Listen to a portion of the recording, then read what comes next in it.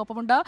Sunisha Ayyalloor, very good evening. നരേന്ദ്രമോദിയുടെ guarantee Kunnamkulam കഴിഞ്ഞ് കാട്ടാക്കടയിലെത്തുമ്പോൾ കുറച്ചുകൂടി കടുപ്പിച്ച് ഇടതുപക്ഷത്തെ കടന്നാക്രമിക്കുന്ന ഒരു മോദി ശൈലിയാണോ നമുക്കവിടെ കാണാൻ കഴിയുന്നത്? എത്രത്തോളം പങ്കാളിത്തമുണ്ടായിരുന്നു പരിപാടിയിൽ?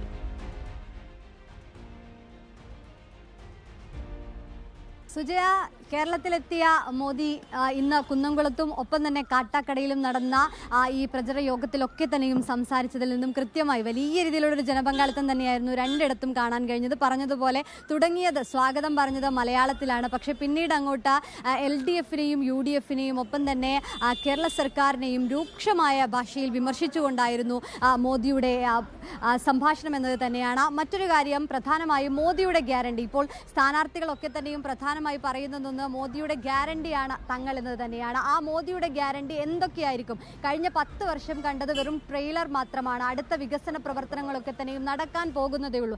അതാണ് മോദിയുടെ ഗ്യാരണ്ടി. കഴിഞ്ഞ ദിവസം ഇറക്കിയ പ്രകടന പത്രികയിൽ പറയുന്നതൊക്കെ തന്നെയും അത് തന്നെയാണ് മോദിയുടെ ഗ്യാരണ്ടി എന്നത് എടുത്തു പറഞ്ഞുകൊണ്ട് ഗ്യാരണ്ടികൾ പറഞ്ഞുകൊണ്ടിരിക്കുകയായിരുന്നു. അതിനൊപ്പം തന്നെ LDFനെയും UDFനെയും രൂക്ഷമായി വിമർശിച്ചുകൊണ്ട് തന്നെയായിരുന്നു പ്രതികരണം. ഒരുപക്ഷെ കുന്നംകുളത്ത് നമ്മൾ കണ്ടതാണ്. കരുവന്നൂർ ബാങ്ക് അടക്കം കൃത്യമായി കരുവന്നൂർ ബാങ്കിനെ അടക്കം കടന്നാക്രമിച്ചുകൊണ്ട്, ആ കൊള്ളയടക്കം കടന്നാക്രമിച്ചുകൊണ്ടുള്ള ഒരു പ്രതികരണമായിരുന്നു. അതേ രീതിയിൽ തന്നെ കാട്ടാക്കടയിലും ഈ കരുവന്നൂർ ബാങ്ക് ഉയർത്തുകയും ചെയ്തിരുന്നു. അതായത് പലപ്പോഴും CPM ഭരിക്കുന്ന ഈ സഹകരണ ബാങ്കുകളിൽ കൊള്ള നടക്കുന്നു എന്നത് തന്നെയാണ് അദ്ദേഹം ആവർത്തിച്ചു പറയുകയും ചെയ്തത്. അതിന് ഉദാഹരണമായി ഒപ്പം തന്നെ ഈ സ്വർണ്ണക്കടത്ത് കേസ്, മാസപ്പടി വിവാദം, ഇതടക്കം ഉയർത്തിക്കൊണ്ട് മോദി ഈ വിഷയത്തിൽ ഇതുമായി ബന്ധപ്പെട്ട് സർക്കാരിന്റെ ഇടപെടലിലും ഒപ്പം തന്നെ LDFനെയും UDFനെയും കടന്നാക്രമിക്കുന്നു എന്നതാണ്. മുഖ്യമന്ത്രിയും മകളും ഉൾപ്പെട്ട കേസിൽ പോലും ആരോപണ വിധേയരാകുന്നു. ഈ കേന്ദ്ര സർക്കാർ അല്ലെങ്കിൽ കേന്ദ്രം ഈ കേസ് ഈ വിഷയവുമായി മുന്നോട്ട് വന്നില്ലായിരുന്നുവെങ്കിൽ ഈ വിഷയങ്ങൾ പുറത്തേക്ക് വരില്ലായിരുന്നു എന്നതടക്കം ഇന്ന് മോദി സംസാരിച്ചതിൽ നമുക്ക് വ്യക്തവുമാണ്. ഏതായാലും ഈ കേരളത്തിൽ കഴിഞ്ഞ കുറേ കാലങ്ങളായി LDFും UDFും മാറി മാറി ഭരിച്ചുകൊണ്ട് ഇല്ലാതാക്കാനുള്ള ശ്രമമാണ് നടത്തിയത്. തകർക്കുന്ന രീതിയിലേക്കാണ് മാറിയത് എന്ന് പറഞ്ഞുകൊണ്ട് തുടക്കം മുതൽ സർക്കാരിന്റെ പല ഭാഗങ്ങളിൽ നിന്നുള്ള ഈ വീഴ്ചകളടക്കം എടുത്ത് എണ്ണി പറഞ്ഞുകൊണ്ട്, ഓരോ കാര്യങ്ങളായി പറഞ്ഞുകൊണ്ട് മോദി മറുപടി പറയുന്നു എന്നത് തന്നെയായിരുന്നു ഇതിൽ നിന്ന് കാണാൻ കഴിഞ്ഞത്. അതിനൊപ്പം തന്നെ LDFും UDFും ഇവിടെ ഇരു മുന്നണികളായാണ് പ്രവർത്തിക്കുന്നതെങ്കിൽ പോലും അവർ ഡൽഹിയിലെത്തിയാൽ ഒരേ രീതിയിൽ വളരെ സൗഹാർദ്ദപരമായാണ് മുന്നോട്ട് പോകുന്നത്.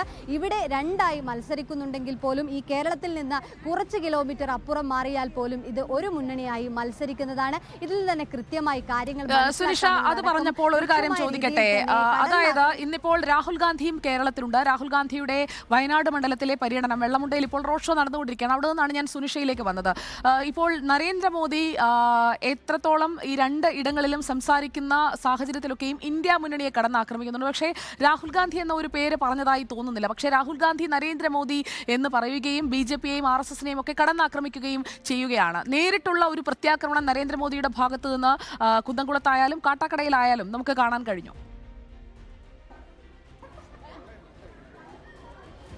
സുജയ പറഞ്ഞതുപോലെ ഇവിടെയും രാഹുൽ ഗാന്ധി എന്നൊരു പരാമർശത്തിലേക്ക് എത്തിയിട്ടില്ല. പക്ഷേ ഇന്ത്യ മുന്നണിക്കെതിരെ ശക്തമായ രീതിയിൽ തന്നെയായിരുന്നു പ്രതിരോധിച്ചുകൊണ്ടിരുന്നത്. അതായത് മോദിയുടെ ഗ്യാരണ്ടി പറയുമ്പോഴും അതിനെതിരെ എതിർക്കാൻ, അതായത് മോദിക്കെതിരെ അല്ലെങ്കിൽ സർക്കാരിനെതിരെ ഒരു സഖ്യം കൊണ്ടുവരികയാണ്. ഒരു അഴിമതിക്കാരെല്ലാം ചേർന്ന് ഒരു സഖ്യമുണ്ടാക്കി തങ്ങൾക്കെതിരെ പ്രതിഷേധിക്കാൻ അല്ലെങ്കിൽ തങ്ങൾക്കെതിരെ പോരാടാൻ രംഗത്തെത്തിയിരിക്കുകയാണ് എന്നതടക്കമുള്ള വിമർശനമായിരുന്നു. ഒപ്പം തന്നെ കേരളത്തിലെ ഈ രാഷ്ട്രീയ സാഹചര്യവും ഈ പുറമെ ഇന്ത്യ സഖ്യത്തിനെയും ഒരേ രീതിയിൽ വിമർശിച്ചുകൊണ്ട് ുള്ളൊരു മറുപടി എന്നത് തന്നെയാണ്. ഏതായാലും പറഞ്ഞതുപോലെ കൃത്യമായി പേരെടുത്ത് പറയുന്നില്ല എങ്കിൽ പോലും ഇന്ത്യ മുന്നണിക്കെതിരെ രൂക്ഷമായ ഭാഷയിൽ തന്നെ വിമർശനം ഉയരുന്നു.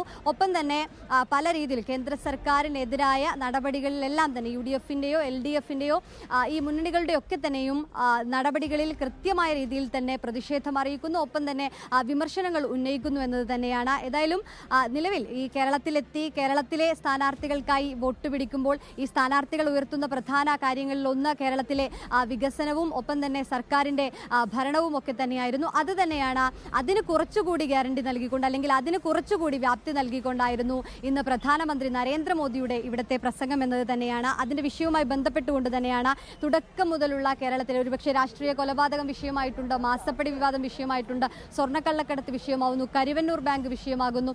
അത്തരത്തിൽ എല്ലാ വിഷയങ്ങളും എടുത്തു ചൂണ്ടിക്കാണിച്ചുകൊണ്ട് തന്നെ കേരളത്തിലെ സാമ്പത്തിക പ്രതിസന്ധി അടക്കം വിഷയമാക്കിക്കൊണ്ട് തന്നെയായിരുന്നു ഇന്ന് നരേന്ദ്രമോദി സംസാരിച്ചിരുന്നത്.